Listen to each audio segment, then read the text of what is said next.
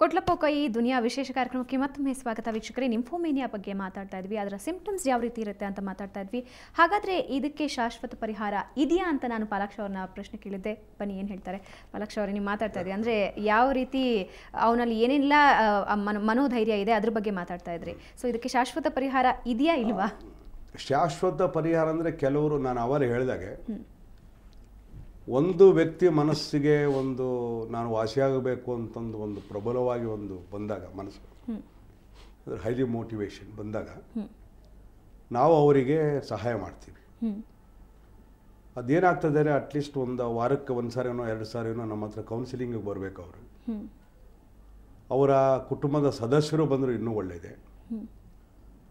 ಅದ್ರ ಜೊತೆಗೆ ಕೆಲವು ಔಷಧಗಳನ್ನು ಆತಂಕಕ್ಕಿರ್ಬೋದು, ಖಿನ್ನತೆಗಿರ್ಬೋದು, ಅಥವಾ ಮಾದಕ ವಸ್ತು ಸೇವನೆಗಿರ್ಬೋದು, ಮತ್ತು ನಾನು ಅವರು ಹೇಳಿದಾಗ ನ್ಯೂರೋ ಟ್ರಾನ್ಸ್ಮಿಟರು ತೊಂದರೆಗಳಿಂದ ಆ ರೀತಿ ಆಗ್ಬೋದು. ಅಂದೆ ಅದು ಏರುಪೇರಾದಾಗ ಅದನ್ನು ಸಮತೋಲನದಲ್ಲಿ ಇಡೋದಕ್ಕೆ ಕೆಲವು ಔಷಧಿಗಳನ್ನು ಕೊಡೋದ್ರಿಂದ ಅನೇಕ ಜನ ವಾಸಿ ಆಗ್ತಾರೆ.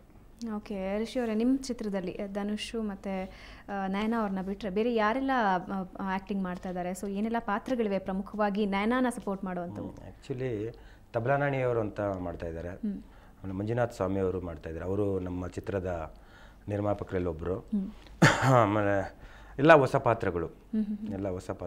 ಆಮೇಲೆ ಇವಾಗ ನೋಡಿದಾಗಲೇ ಇವ್ರಿಗೂ ಒಂದು ಪಾತ್ರನ ಇವ್ರ ಕೈಯಿಂದ ಒಂದು ಪಾತ್ರ ಮಾಡಿಸ್ಬೇಕು. ಪಾತ್ರ ಅನ್ನೋದಕ್ಕಿಂತ ಅಡ್ವೈಸು ಪ್ಲಸ್ ಸೊಲ್ಯೂಷನ್ ಮಾಡಿಸ್ಬೇಕು, ಹೀರೋ ಪಾರ್ಟ್ ಅಂತ ಕೊಡೋದು ಮಾಡಿಸ್ಬೇಕು ಅಂತ ಸಾಹೇಬ್ರು ಹೇಳಿದ್ರು. ಇದರಲ್ಲಿ ಈ ಸೊಲ್ಯೂಷನ್ ಇಲ್ಲ. ನನ್ನ ಪ್ರಕಾರ ನಮ್ಮ ಸಿನಿಮಾದಲ್ಲಿ ಏನು ಹೇಳಕ್ಕೆ ಹೋಗ್ತಾ ಇದೀವಿ ಅಂದರೆ, ನಮ್ಮ ಮನಸ್ಸಲ್ಲೇ ನೆಗೆಟಿವ್ ಥಾಟ್ ಬಂದುಬಿಟ್ರೆ ಅದಕ್ಕೆ ಸೊಲ್ಯೂಷನ್ನೇ ಇಲ್ಲ ಅಂದ್ಕೊಂಡ್ರೆ ಸೊಲ್ಯೂಷನ್ ಇಲ್ಲ. ನಮ್ಮ ಮನಸ್ಸಲ್ಲಿ ಸೊಲ್ಯೂಷನ್ ಇದೆ ಅಂದರೆ ಪ್ರಪಂಚದಲ್ಲಿ ಎಲ್ಲ ಸಮಸ್ಯೆಗಳು ಪರಿಹಾರ ಇದೆ ಅಂತ. ಈವನ್ ಪಾಲಾಕ್ಷ ಅವರು ಹೇಳಿದ್ದು ಹಾಗೆ, ನಾನು ಮಾನಸಿಕವಾಗಿ ನಾನು ರೆಡಿ ಆಗಬೇಕು, ನಾನು ಆಚೆ ಬರಬೇಕು ಅಂದರೆ ಖಂಡಿತ ಸಾಧ್ಯ ಇದೆ. ನಮ್ಮ ಇದರಲ್ಲಿ ಆ್ಯಕ್ಚುಲಿ ಇವಾಗ ಎಲ್ಲರೂ ಯಾವುದೇ ಇದಕ್ಕೊಂದೇ ಅಂತಲ್ಲ ಅಡಿಕ್ಷನ್. ಆ್ಯಕ್ಚುಲಿ ಡ್ರಗ್ಸ್ ಆಗಿರ್ಬೋದು, ಡ್ರಿಂಕ್ಸ್ ಆಗಿರ್ಬೋದು, ಅದಕ್ಕೆಲ್ಲ ಅಡಿಕ್ಷನ್ ಆಯಿದ್ರು ಅವ್ರು ಏನು ತಿಳ್ಕೊತಾರೆ ಅಂತಂದರೆ, ನಮ್ಮ ಮನಸ್ಸಲ್ಲಿ ಅವ್ರು ತಿಳ್ಕೊಂಬಿಡ್ತಾರೆ, ಡಿಸೈಡ್ ಮಾಡಿಬಿಡ್ತಾರೆ, ಇದಕ್ಕೆ ನಾನು ಬಿಡೋಕ್ಕಾಗಲ್ಲ, ನನ್ನ ಸೊಲ್ಯೂಷನ್ನೇ ಇಲ್ಲ ಇದಕ್ಕೆ ಅಂತ ತಿಳ್ಕೊಂಬಿಡ್ತಾರೆ. ಆ ಒಂದು ಕಾರಣದಿಂದ ಅವ್ರಿಗೆ ಸೊಲ್ಯೂಷನ್ನೇ ಸಿಕ್ಕಲ್ಲ. ನಮ್ಮ ಮನಸ್ಸಲ್ಲೇ ಇದೇ ಸೊಲ್ಯೂಷನ್, ಇದಕ್ಕೆ ಬಿಡ್ಬೋದು ಅಂತ ಅಂದ್ಕೊಂಡ್ರೆ ಖಂಡಿತವಾಗ್ಲೂ ನಾವು ಬಿಡ್ಬೋದು. ಆ ಒಂದು ಸಂದೇಶ ನೀವು ಸಂದೇಶ ನಾವು ಇದಕ್ಕೆ ಪ್ರಯತ್ನ ಇಲ್ಲ. ಆ್ಯಕ್ಚುಲಿ ಸಂದೇಶ ಈ ಥರ ಸಂದೇಶ ಕೊಡ್ತೀವಿ, ಆದರೆ ಇದರಲ್ಲಿ ಆಗಲ್ಲ. ಅದು ನಮ್ಮ ನಾಯಕಿ ಏನಾಗ್ತಾಳೆ ಅದು ನೀವು ಸಿನಿಮಾ ನೋಡಿದ್ರೆ ಗೊತ್ತಾಗುತ್ತೆ. ಓಕೆ, ಸಾಂಗ್ಸ್ ಬಗ್ಗೆ ಏನು ಹೇಳ್ತೀರಾ? ಯಾರು ಸಾಂಗ್ಸ್ ಇದರಲ್ಲಿ ಸಾಂಗ್ಸ್ ಬಗ್ಗೆ ಯಾವ ಥರ ಅಂತಂದರೆ, ನಾವು ಮೆಸೇಜ್ ಕೊಡೋದ್ರ ಮೂಲಕ ಇದರಲ್ಲಿ ಮಾಡಿದ್ವಿ, ಮೆಸೇಜ್ ಓರಿಯೆಂಟೆಡ್ ಸಾಂಗ್ಸ್ ಮಾಡಿದ್ದೀವಿ. ಇವಾಗ ಜಸ್ಟ್ ಅವಳು ಲೈಂಗಿಕತೆಗೆ ತುಂಬ ಆಸಕ್ತಿ ಇರೋವಂಥ ನಾಯಕಿಯವಳು. ಅದಕ್ಕೆ ನಾವು ಏನು ಮಾಡ್ಬೋದು ಅಂದಾಗ, ಧ್ಯಾನದ ಅಮೃತದ ಸವಿಯನ್ನು ಸವಿಯದೆ ಕಾಮದ ಲೋಕಕ್ಕೆ ದೊರೆಯಾದೆ ಅಂತ ಒಂದು ಲೈನ್ ಬರುತ್ತೆ. ಮಾನವ ಜನುಮದ ಸವಿಯನ್ನು ಕಾಣದೆ ಮಸಣದ ಹಾದಿಯ ನೀಡಿದೆ ಅಂತ ಒಂದು ಬರುತ್ತೆ. ಆ ಮೂಲಕ ಜನಗಳಿಗೆ ಗೊತ್ತಾಗುತ್ತೆ, ಅವಳು ಕೆಟ್ಟದಲ್ಲಿ ತೋರಿಸ್ತಾ ಇದ್ರು ಆ ಹಿಂದೆಗಡೆ ಲೈನ್ಗಳು ಬರ್ತಾ ಇರುತ್ತೆ. ಆ ಲೈನ್ಗಳು ಜನಗಳಿಗೆ ಸಂದೇಶ ಕೊಡ್ತಾ ಇರುತ್ತೆ. ಆ ಲೈನ್ ಆ ಮನಸ್ಸುಗಳು ನೋಡೋಂಥ ಪ್ರೇಕ್ಷಕರ ಭಾವನೆಯಲ್ಲಿ ಬರುತ್ತೆ, ನಾವು ಇದು ತಪ್ಪು ಮಾಡಬಾರ್ದು, ಲೈಫ್ ಅನ್ನೋದು ತುಂಬ ಗ್ರೇಟು ಅನ್ನೋದು ಖಂಡಿತವಾಗ್ಲೂ ಜನಗಳಿಗೆ ಅರ್ಥ ಆಗುತ್ತೆ. ಆ ಸಾಂಗ್ಸ್ ಬಗ್ಗೆ ಏನು ಹೇಳ್ತೀರಾ? ಅವ್ರು ಹೇಳೋದಾಗಲೇ ಅನಿಸ್ತಿದೆ, ಅಂದರೆ ಒಂದು ರೀತಿ ಒಳ್ಳೆ ಸಂದೇಶವನ್ನು ಸೊಸೈಟಿಗೆ ಕೊಡೋದಕ್ಕೆ ಹೋಗ್ತಾ ಇದ್ದಾರೆ. ನಿಮ್ಗೇನು ಅನಿಸುತ್ತೆ ಸಾಂಗ್ಸ್ ಬಗ್ಗೆ? ಯಾವ್ದು ಇಷ್ಟ ಆಯಿತು ಜಾಸ್ತಿ? ಸಾಂಗ್ಸ್ ತುಂಬಾ ಚೆನ್ನಾಗಿದೆ, ಒಂದ್ಸತಿ ಕೇಳಿದ್ದೀನಿ. ಬಟ್ ಎಲ್ಲದಕ್ಕಿಂತನೂ ಅದೇ ಪ್ಯಾಥೇಜ್ ಸಾಂಗ್ ಅಂತಾರಲ್ಲ, ಒಂದು ಮೆಸೇಜ್ ಓರಿಯೆಂಟೆಡ್ ಸಾಂಗ್. ಅಂದರೆ ಇವಾಗ ಗರ್ಲ್ಸ್ ಅಡ್ವಾನ್ಸ್ಡ್ ಅಂತ ಎಲ್ಲೋ ಒಂದು ಕಡೆ ಎಷ್ಟೊಂದು ಜನ ಲೈಫ್ನ ಹಾಳು ಮಾಡ್ಕೊಳ್ಳೋದು ನಾವು ನೋಡ್ತಾ ಇರ್ತೀವಿ. ಬಟ್ ಎಲ್ಲದಕ್ಕೂ ಒಂದು ಲಿಮಿಟ್ ಅನ್ನೋದಿದ್ರೆ ತುಂಬ ಒಳ್ಳೆಯದು ಅನ್ನೋದೊಂದು ಮೆಸೇಜ್ ಕೊಡುತ್ತೆ.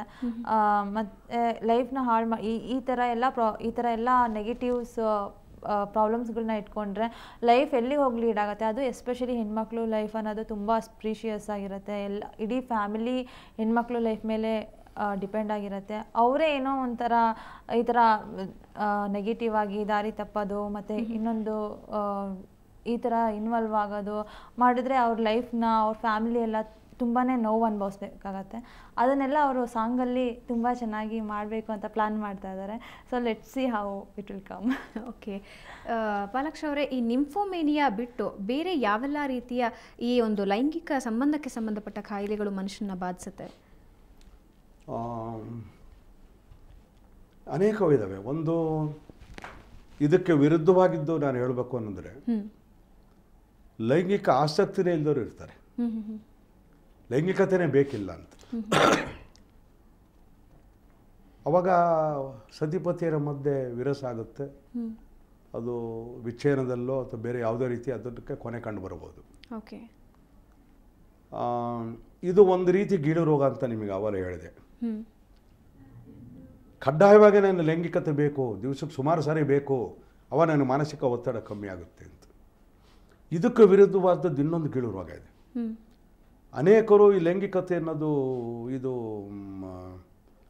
ಅಶುಚಿಯಾದದ್ದು, ಇದು ಹೇಸಿಗೆದು, ಇದು ಕೆಟ್ಟದ್ದಿದು. ಏನು ರೀಸನ್ ಅದಕ್ಕೆ ಆ ರೀತಿ? ಅವ್ರ ಮನಸ್ಸಿಗೆ ಆ ರೀತಿ ಅದು ಮಾನಸಿಕ ಕಾಯಿಲೆ. ಹೌದು. ಅಂದ್ರೆ ಶಾರೀರಿಕ ಇದರಿಂದ ಇಲ್ಲ ಶರೀರವ ದೈಹಿಕವಾಗಿ ಅವರ ಅಂಗರಚನೆ ಪ್ರತಿಯೊಂದು ಚೆನ್ನಾಗಿರ್ಬೋದು, ಆದರೆ ಅವ್ರ ಮನಸ್ಸಿಗೆ ಆ ರೀತಿ ಆದಾಗ ಅನೇಕರು ವಿವಾಹವಾಗೋದು ಒಪ್ಪದಾಗಿರ್ಬೋದು, ವಿವಾಹವಾದ ಮೇಲೂ ಗಂಡನ ಹತ್ರ ಬಿಡದಲೆ ಅಥವಾ ಗಂಡನಿಗಿದ್ರೆ ಹೆಂಡತಿ ಹತ್ರ ಬಿಡದಲೆ ಇದು ವಿವಾಹ ಮುರಿದು ಬೀಳಬಹುದು. ಓಕೆ. ಇನ್ನು ಕೆಲವರು ಲೈಂಗಿಕತೆಯಲ್ಲಿ ಲೈಂಗಿಕ ಕ್ರಿಯೆ ಒಳಗಾದಾಗ ಒಂದು ಡಿಸ್ಪರೋನಿ ಅಂತ ನೋವು ಬರ್ತದೆ ಹೆಣ್ಮಕ್ಕಳಿಗೆ. ಗಂಡಸರಲ್ಲೇ ಇರ್ಬೋದು, ಹೆಣ್ಮಕ್ಕಳು ಜಾಸ್ತಿ. ಅದರಿಂದ ನಾವು ಲೈಂಗಿಕತೆಯಿಂದ ದೂರ ಇರ್ಬೋದು. ಓಕೆ, ಇದ್ರ ಬಗ್ಗೆ ಇನ್ನಷ್ಟು ಮಾತಾಡೋಣ.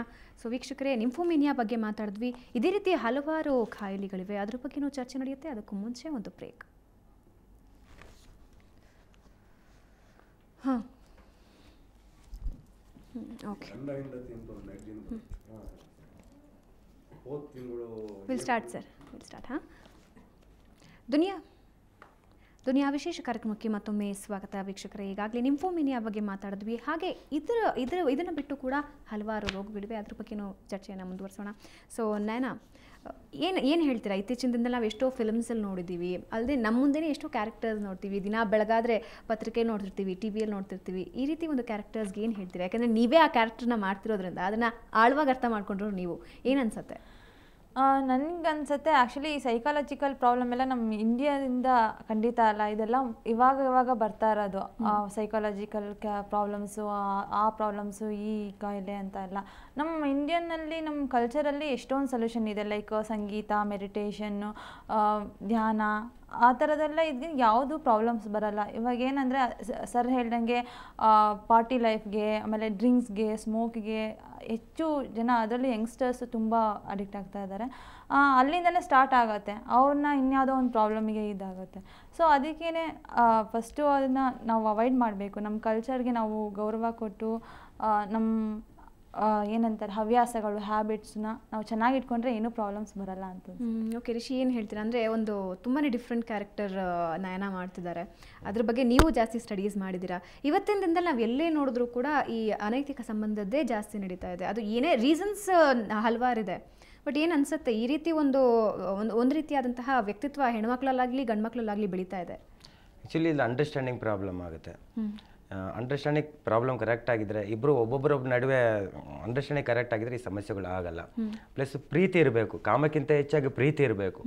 ಆ ಪ್ರೀತಿ ಜಾಸ್ತಿ ಇದ್ರೆ ಖಂಡಿತವಾಗ್ಲೂ ಇಂಥ ಸಮಸ್ಯೆಗಳು ಆಗಲ್ಲ. ಬಟ್ ಇನ್ನೊಂದೇನಂದ್ರೆ ಪ್ರೀತಿ ಕಮ್ಮಿ ಆಗತ್ತೆ ಅಂತಾನು ಇಲ್ಲ, ಬಟ್ ಪ್ರೀತಿ ಎಷ್ಟೇ ಇದ್ರೂ ಕೂಡ ಈ ರೀತಿ ಚಟುವಟಿಕೆಗಳು ಇವತ್ತಿನ ದಿನದಲ್ಲಿ ಜಾಸ್ತಿನೇ ಆಗ್ತಾ ಇದೆ. ಅದಕ್ಕೇನು ಕಾರಣ ಅಂತೀರಾ? ಮೇಡಮ್ ಇನ್ನೊಂದ್ಸಲ. ಪ್ರೀತಿ ಅಂತೂ ಇದ್ದೇ ಇರುತ್ತೆ, ಇವಾಗ ಗಂಡ ಹೆಂಡತಿ ಒಬ್ರಿಗೊಬ್ರು ಪ್ರೀತಿ ಇದ್ದೇ ಇರುತ್ತೆ. ಅದು ಓಪನ್ ಫಸ್ಟ್ ಟೈಮಲ್ಲಿ ಇರುತ್ತೆ, ಮದುವೆಗೆ ಫಸ್ಟ್ ಟೈಮಲ್ಲಿ ಇರುತ್ತೆ. ಮದುವೆ ಒಂದು ಸ್ವಲ್ಪ ಇದು ದಿನಗಳು ಕಳೀತಾ ಅದು ಕಮ್ಮಿ ಆಗ್ತಾ ಬರುತ್ತೆ. ಆ ಹೆಂಡತಿ ಆದವಳಾಗಲಿ ಗಂಡ ಆದವರಾಗಲಿ ಅದನ್ನ ಎಕ್ಸ್ಪೆಕ್ಟ್ ಮಾಡ್ತಾರೆ, ಮೊದಲಿದ್ದು ಪ್ರೀತಿ ಇವಾಗ ಯಾಕಿಲ್ಲ ಅಂತ ಎಕ್ಸ್ಪೆಕ್ಟ್ ಮಾಡ್ತಾರೆ. ಅದು ಅವ್ರಿಗೆ ಹಳೇದಾಗ್ತಾ ಹೋಗ್ತಾ ಅದ್ರ ಬಗ್ಗೆ ಪ್ರೀತಿನೂ ಕೂಡ ಕಮ್ಮಿ ಆಗ್ತಾ ಹೋಗುತ್ತೆ. ಕಮ್ಮಿ ಆದಾಗ ಅವಳಿಗೆ ಆ ಟೈಮಲ್ಲಿ ಯಾರೋ ಸಿಗ್ಬೋದು, ಬೇರೆ ಅದು ಗಂಡನಿಗಿಂತ ಹೆಚ್ಚು ಪ್ರೀತಿ ತೋರ್ಸೋದು ಸಿಗ್ಬೋದು.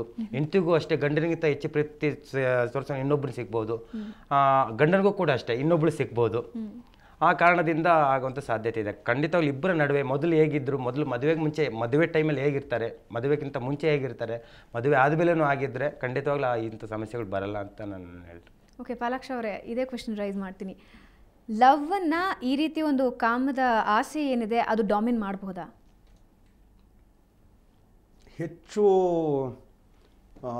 ಹೆಚ್ಚು ಪ್ರೀತಿ ಅನ್ನೋದಕ್ಕಿಂತ ಸಾಕಷ್ಟು ಅನ್ನೋ ಪದ ಉಪಯೋಗಿಸೋದು ಒಳ್ಳೇದು ಅನ್ಸುತ್ತೆ.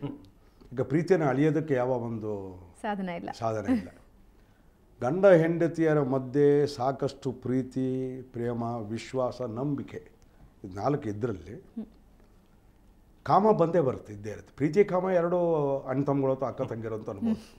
ಅಲ್ಲ, ಎಷ್ಟೋ ವಿಷಯಗಳಲ್ಲಿ ಪ್ರೀತಿನ ದಾಟಿ ಕಾಮ ಹೊಟ್ಟೋಗುತ್ತೆ, ಕಾಮ ಆಗುತ್ತಾ? ಹೊರಟೋಗುತ್ತೆ. ಒಂದೇನು ಅಂದರೆ ಹಿಂದೆ ಕೂಡ ಇದಿತ್ತು, ಈಗಲೂ ಇದೆ, ಮುಂದೆ ಕೂಡ ಮುಂದುವರಿಯಿತು. ಹಿಂದೆ ಇದ್ದಿದ್ದು ನಮಗೆ, ಹಿಂದೆ ಮಾಧ್ಯಮಗಳು ಇಷ್ಟು ಬಲವಾಗಿರಲಿಲ್ಲ. ರೇಡಿಯೋ ಇರಲಿಲ್ಲ. ಎಲ್ಲಿ ರೇಡಿಯೋ ಕೊಂಡಿದ್ದೆ ನಾವು? ಇತ್ತೀಚೆಗೆ 1950ರಲ್ಲಿ ನಾವು ರೇಡಿಯೋ ಕೊಂಡ್ವಿ. ದೂರದರ್ಶನ ಇರಲಿಲ್ಲ, ವಾರ್ತಾಪತ್ರಿಕೆ ಓದೋರು ಅಷ್ಟಿರಲಿಲ್ಲ, ವಿದ್ಯಾವಂತರು ಹೆಚ್ಚಾಗಿದ್ದರು, ಇವಷ್ಟು ಬಳಕೆ ಬರ್ತಾ ಇರಲಿಲ್ಲ. ಈಗ ಜನಸಂಖ್ಯೆ ಹೆಚ್ಚಾಗಿದೆ. ಹಿಂದೆ ಇದ್ದದ್ದು 10% ಇರ್ಬೋದು, ಈಗ 20% ಇರ್ಬೋದು. ಅಂದರೆ ಜನಸಂಖ್ಯೆ ಹೆಚ್ಚಿದ ತಕ್ಕರ ಇದು ಪರ್ಸೆಂಟೇಜ್ ಜಾಸ್ತಿ ಆಗುತ್ತೆ. ಎರಡನೇದೇನು ಅಂದರೆ, ನಮ್ಮ ಹಳ್ಳಿ ಕಡೆ ಹಿರಿಯ ಕಂಚಾಳೆ ಮನೆ ಮಂದಿಗೆಲ್ಲ ಅಂತಾರೆ. ನಮ್ಮ ಹಳ್ಳಿ ಕಡೆ ಒಬ್ಬರು ನೋಡಿ ಇನ್ನೊಬ್ಬರು ಕಲಿತಾರೆ. ಮೂರನೇದೇನು ಅಂದರೆ, ಈ ಸ್ತ್ರೀಯರಲ್ಲಿ ಇವತ್ತಿನ ದಿವಸ ಏನು ಬಂದಿದೆ ಅಂದರೆ, ಒಂದು ಸಮಾನತೆ ಬಂದಿದೆ. ತಪ್ಪಿಲ್ಲ ಅದರಲ್ಲಿ, ಸ್ತ್ರೀ ಪುರುಷರಿಗೆ ಯಾವುದಲ್ಲೂ ಕೀಳಲ್ಲ, ಸಮಾನತೆ ಇದೆ. ಬಟ್ ನಮ್ಮ ಸಮಾನತೆ ಅನ್ನೋದು ಒಂದು ಮನೋಭಾವನೆ ಒಂದು ಸ್ತ್ರೀಯಲ್ಲಿ ಹೆಚ್ಚಾಗಿ ಬಂದಾಗ, ಉದಾಹರಣೆಗೆ IT ಒಳಗೆ ಒಂದು ಹೆಂಡತಿ ಕೆಲಸ ಮಾಡ್ತಾ ಇರ್ತಾಳೆ, ಗಂಡ ಕೆಲಸ ಮಾಡ್ತಾನೆ. ಗಂಡಿಗೆ 40,000 ರೂಪಾಯಿ ಸಂಬಳ, ಹೆಂಡತಿಗೆ 50,000 ಬರ್ತಾ ಇರುತ್ತೆ. ನಾನು ಇದಕ್ಕಿಂತ ಹೆಚ್ಚು ದುಡಿತೀನಿ ನಾನು. ಅವಾಗ ಏನಾಗ್ತಾರೆ, ಆ ಒಂದು ಹತ್ತಿಕ್ಕೋದಕ್ಕೆ ಪ್ರಯತ್ನ ಮಾಡ್ತಾಳೆ.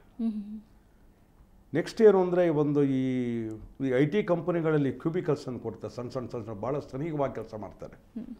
ಭಾಳ ಹತ್ತಿರವಾಗಿ ಕೆಲಸ ಮಾಡಿದಾಗ ನೀವು ಹೆಚ್ಚಾಗಿ ಮಾತಾಡಿಬೇಡಿ, ಅದು ಆತ್ಮೀಯತೆ ಬೆಳೆದು ಬಂದುಬಿಡುತ್ತೆ. ಆತ್ಮೀಯತೆ ಬೆಳೆದು ಬಂದಾಗ ಏನಾಗ್ಬಿಡುತ್ತೆ, ಅವಾಗ ಪರಪುರುಷರ ಮತ್ತು ಪರಸ್ತ್ರೀಯರ ಸಂಪರ್ಕವನ್ನು ಆ ರೀತಿ ಬರುತ್ತೆ. ಅದರಿಂದ ಆ ರೀತಿ ಒಂದು ತೊಂದರೆ ಉಂಟಾಗುತ್ತೆ. ಮತ್ತು ನಯನ್ ಅವರು ಒಂದು ಒಳ್ಳೆ ಪಾಯಿಂಟ್ ಹೇಳಿದ್ರು, ವಯಸ್ಸು ಮೀರಿದ ಒಂದು ಪಾಯಿಂಟ್ ಹೇಳಿದರು ಅವರು.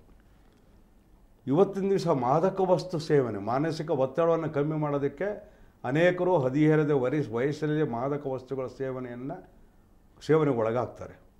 ಅಂಥರಲ್ಲಿ ಇದು ಹೆಚ್ಚಾಗಿ ಕಂಡು ಬರುತ್ತೆ. ಓಕೆ ರಿಷಿ, ಫೈನಲಿ ನೀವು ಈಗಾಗಲೇ ನೀವು ಸೊಸೈಟಿಗೆ ಫಿಲ್ಮ್ ಮೂಲಕ ಎರಡು ಲೈನಲ್ಲಿ ಹೇಳಕ್ಕೆ ಇಷ್ಟಪಡ್ತೀನಿ. ಫಸ್ಟ್ ನೀವೊಂದು ಕೇಳಿದ ಪ್ರಶ್ನೆ, ಪ್ರೇಮದ ಊರು ಮುಟ್ಟಕ್ಕೋಸ್ಕರ, ಆ್ಯಕ್ಚುಲಿ ಕಾಮದ ಊರು ಮುಟ್ಟಕ್ಕೋಸ್ಕರ ಪ್ರೇಮದ ದಾರಿ ಹಿಡಿಬಾರ್ದು, ಪ್ರೇಮದ ಊರು ಮುಟ್ಟಕ್ಕೋಸ್ಕರ ಕಾಮದ ದಾರಿ ಹಿಡಿದು ಪರವಾಗಿಲ್ಲ.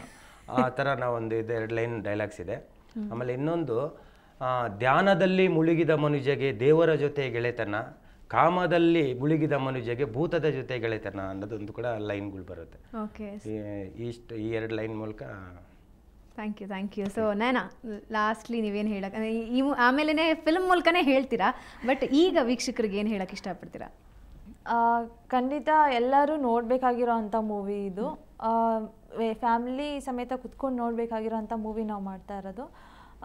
ಎಸ್ಪೆಷಲಿ ಹೆಣ್ಮಕ್ಳು ನೋಡಬೇಕು ಅಂತ ನನಗೆ. ಇದರಲ್ಲಿ ಮೆಸೇಜ್ ಓರಿಯೆಂಟೆಡ್ ಮೂವಿ ನಮ್ಮದು.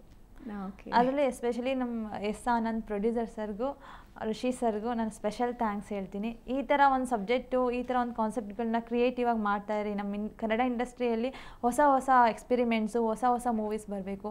ಅದೇ ಲವ್, ಅದೇ ಆ್ಯಕ್ಷನ್, ಸೆಂಟಿಮೆಂಟ್ ಮೂವೀಸ್ ತುಂಬ ಬಂದಿದೆ. ಈ ಥರ ಒಂದು ಮೆಸೇಜ್ ಓರಿಯೆಂಟೆಡ್ ಮೂವೀಸ್ ಬರಬೇಕು, ನಮ್ಮ ಕನ್ನಡ ಇಂಡಸ್ಟ್ರಿ ಬೆಳಿಬೇಕು ಅಂತ ಅಂದ್ಕೊತೀನಿ. Thank you so much. 3 ಜನ ಬಂದ್ರಿ. ನಿಮ್ಮ ಚಿತ್ರ ಯಶಸ್ವಿ ಆಗಲಿ ಅಂತ ನಾವು ಕೇಳ್ಕೊತೀವಿ. ಥ್ಯಾಂಕ್ ಯು ಪಾಲಾಕ್ಷ ಅವರೇ, ನಿಂಫೋಮೇನಿಯಾ ಬಗ್ಗೆ ಸಾಕಷ್ಟು ಮಾಹಿತಿ ಕೊಟ್ರಿ. ಧನ್ಯವಾದ 3 ಜನಕ್ಕೆ. Thank you. ಸೊ ವೀಕ್ಷಕರೇ, ನೋಡಿದ್ರಲ್ಲ, ನಿಂಫೋಮೇನಿಯಾ ಅನ್ನೋದು ರೋಗ ನಿಜ, ಆದರೆ ಅದನ್ನು ಗುರುತಿಸ್ಕೊಂಡು ಅದ್ರ ಬಗ್ಗೆ ಎಚ್ಚರಿಕೆ ತಗೊಳ್ಳೋದು ತುಂಬ ಮುಖ್ಯ. ನಿಂಫೋಮೇನಿಯಾ ಅಲ್ಲದೆ ಇನ್ನೂ ಹಲವಾರು ರೋಗಗಳಿವೆ. ಆ ಎಲ್ಲ ರೋಗಕ್ಕೂ ಸೊಲ್ಯೂಷನ್ ಇದ್ದೇ ಇದೆ, ಆದರೆ ಸೂಕ್ತ ಸಮಯದಲ್ಲಿ ಎಚ್ಚೆತ್ತುಕೊಳ್ಳೋದು ತುಂಬ ಮುಖ್ಯ. ಇದು ಇವತ್ತಿನ ದುನಿಯಾ ವಿಶೇಷ. ಕ್ಷಣದ ಸುದ್ದಿಗಾಗಿ ನೋಡ್ತಾ ಇರಿ ಸುವರ್ಣ ನ್ಯೂಸ್ 24/7.